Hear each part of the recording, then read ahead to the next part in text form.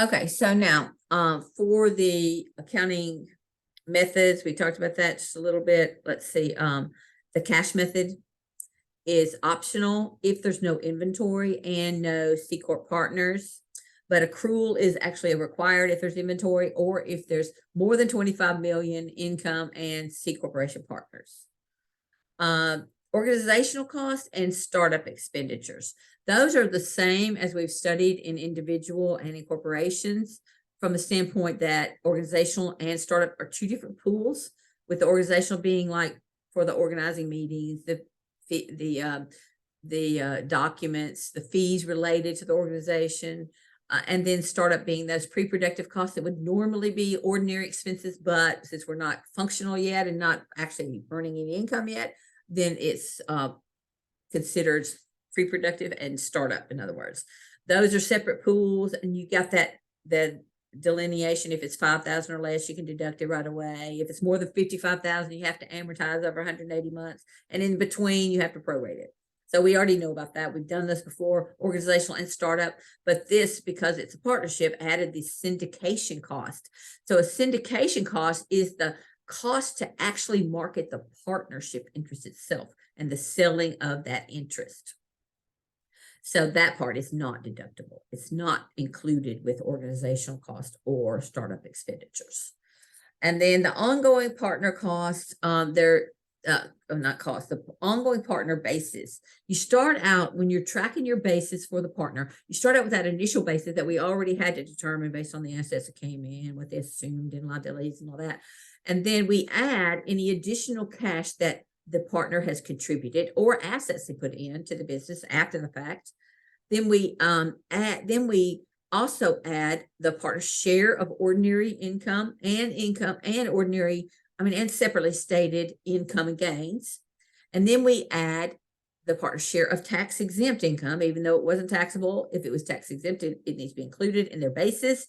Then we subtract distributions that came out to that partner. We note sometimes called draws whenever it's not a partner draw would be a term sometimes it would use. And then you would subtract the partner's share of ordinary losses and separately stated losses or expenses. Then you would subtract the partner's share of non-deductible expenses. So you're trying to get down to what their part of the organization is. And so by the time you do all that, you have an adjusted tax basis for that taxpayer, for that individual partner.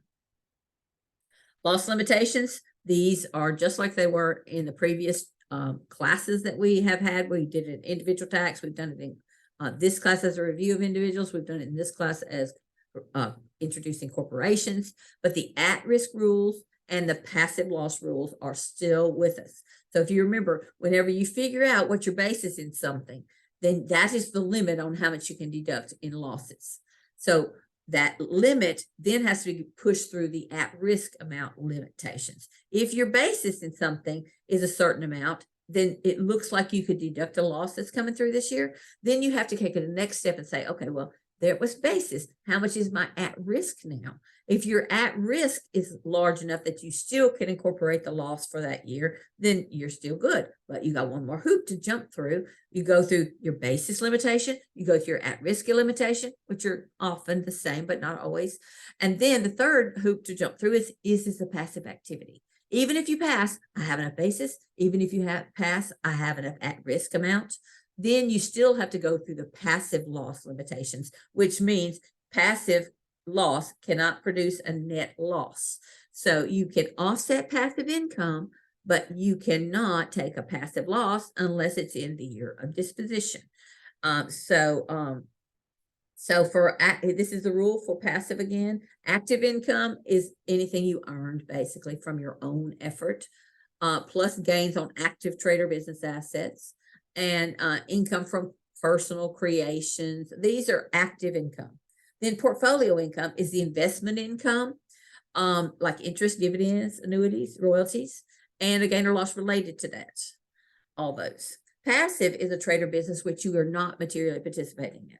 Rental activities, even if the material participation, are passive, with two exceptions. One being this rental real estate, where you can take up to $25,000 loss for taxpayers that aren't in a higher income tax bracket. If your income's over 100,000, then that's where the limitation comes in, where they take away your 25,000 ability to take the rental real estate loss. And then the other exception to rental activities being passive is for real estate professionals. It's not deemed passive, but in order to qualify as a real estate professional, you have to have at least 750 hours of service in the real estate business, and more than half of the trade or business time is devoted to real estate.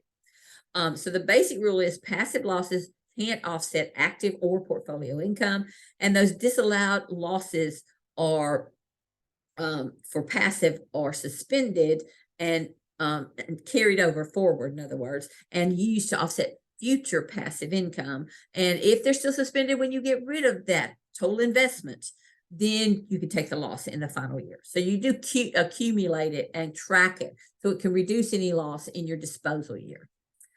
All right, so that's passive. This didn't change. All this is the same, but I just want to reiterate just a little bit. Then the last thing in this chapter is these limited liability corporations. Again, you could do a whole, or actually limited liability companies. It could be a partnership or corporation, or be treated as a partner, as a proprietorship. So these basically are organizations where you're trying to shelter the partners or owners to an extent that they can get some limited liability instead of this free-for-all that we have in partnership accounting and legal in the legal rules for partnerships. It says each partner is liable for whatever the partnership does. That doesn't sit too well for a lot of investors, so they don't want to be part of a partnership where the partnership could obligate them to something, or someone could sue the partnership and they would be personally liable. And so these LLCs arose because of that limitation of liability we're trying to get.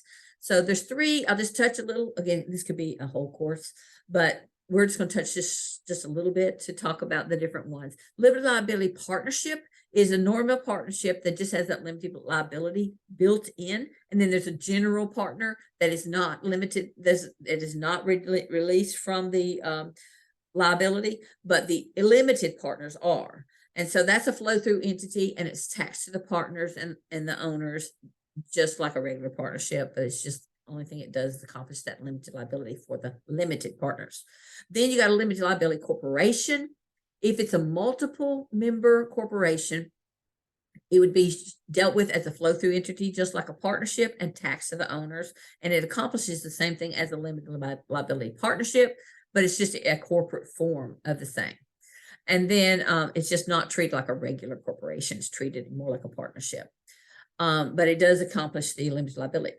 Then the LLC that is a single member LLC is treated, it's a flow-through entity, yes. In other words, it has to report to the IRS, but it doesn't get taxed, but it's taxed to the as a proprietorship. It's taxed to the individual single owner just as if it were a proprietorship, not on a Schedule C, but just taxed individually to that. Well, you know what? I think they do put them on Schedule C. So it's taxed like a proprietorship. And so it has to be, all of it would show up there, but it does accomplish the limited liability from the standpoint of the corporation's activities. So since it's just one owner, it wouldn't eliminate all liability. And if it's your personal acts in any of these cases that cause the trouble, you still are liable for it. But if the organization was the reason for this lawsuit or claim, then and something about the organization and not you personally in your efforts, then you would get the shield of the limited liability. So these, again, I've just barely touched, and as you see, I'm not totally versed in these limited liability corporations either. So that I'm just warning you. I just gave you a tip of the iceberg on a lot of these topics in this partnership taxation. Okay.